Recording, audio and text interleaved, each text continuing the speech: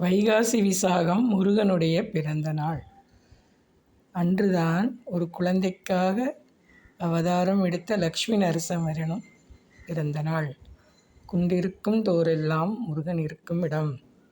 வைகாசி விசாகத்தை கொண்டாடுங்கள். முருகனின் அருள் எல்லோருக்கும் கிடைக்கட்டும். முருகன் என்றால் அழகு, அழகு என்றால் செல்வம். சகல காரியங்களும் வெற்றியடைய முருகனை வேண்டி வணங்கி நில்லுங்கள். ஓம் சரவண பவ.